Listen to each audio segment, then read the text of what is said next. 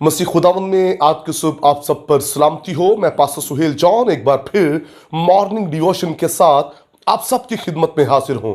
हम सीख रहे हैं पसंदीदा इबादत। मेरे बहनों भाइयों, हमें वो इबादत करनी है जो खुदा को पसंद हो। और अब्रानियों 12वां बाब उसकी 28वीं आयत से हमने खुदा के कलाम को लिया था और वहां लिखा है खुदा की जो पसंदीदा इबादत है वो इबादत है जिसमें खुदा तरसी और खौफ हो।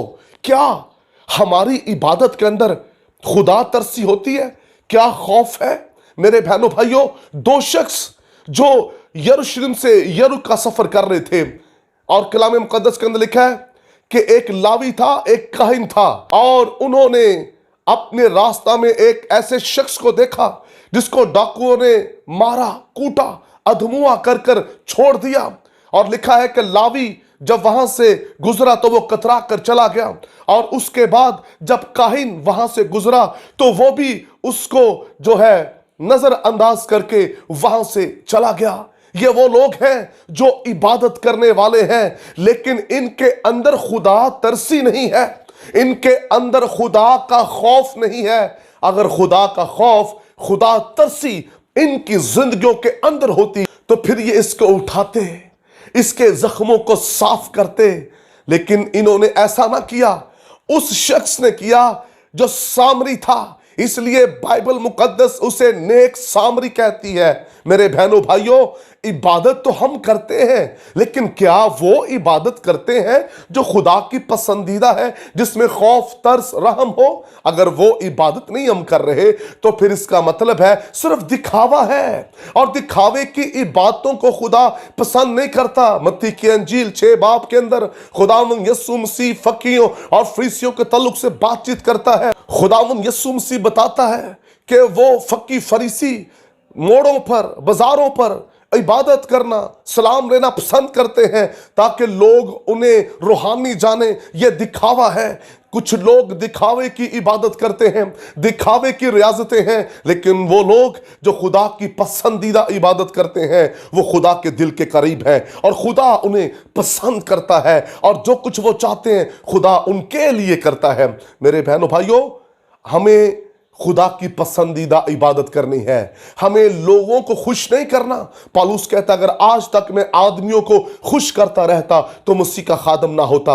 हम रंगीन लाइट्स, डिस्को लाइट्स लगाकर स्टेज पर खुश करने की कोशिश ना करें खुदा को। खुदा को आपकी रंगीन लाइट्स नहीं चाहिए, खुदावन को आपका खूबसूरत करदार चाहिए, खुदावन को आपका खूबसूरत रवैया चाहिए, खुदावन को आपका खूबसूरत मिजाज चाहिए, खुदावन को आपके अंदर खुदा तरसी और खौफ चाहिए। और जब ये चीजें आपके अंदर होंगी, आपकी इबादत खुदावन के हजूर में मकबूल ठहरेगी। इसलिए साल हर साल से इबादत कर रहे हैं, हमारी इबादतों का, हमारी कन्वेंशंस का कोई भी जवाब नहीं आता, क्योंकि हम अपनी शोहरत के लिए, हम अपनी इज्जत के लिए कर रहे हैं। लेकिन जिस दिन हम उसको इज्जत देने के लिए इबादत करेंगे, उसे जलाल देने के लिए इबादत करेंगे, उस दिन रिवाइवल आ जाएगा।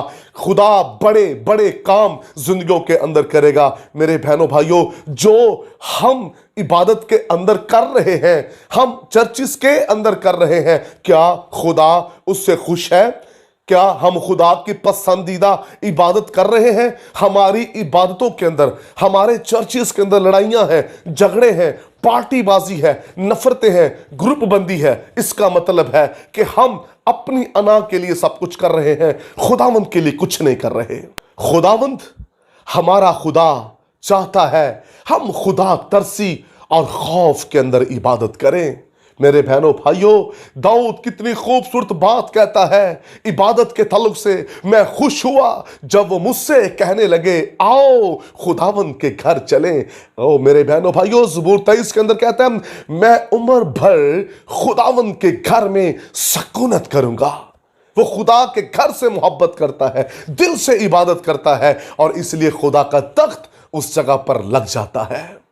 खुदा के लोगों, हम वो इबादत करें जो खुदा को पसंद है, वो इबादत ना करें जो खुदा को पसंद नहीं है। हम आने वाले दिनों में ईद क़यामतुल मसीह मनाएंगे, ईस्टर को सेलिब्रेट करेंगे, सवाल यह है, खुदा आपकी ईदों से खुश है?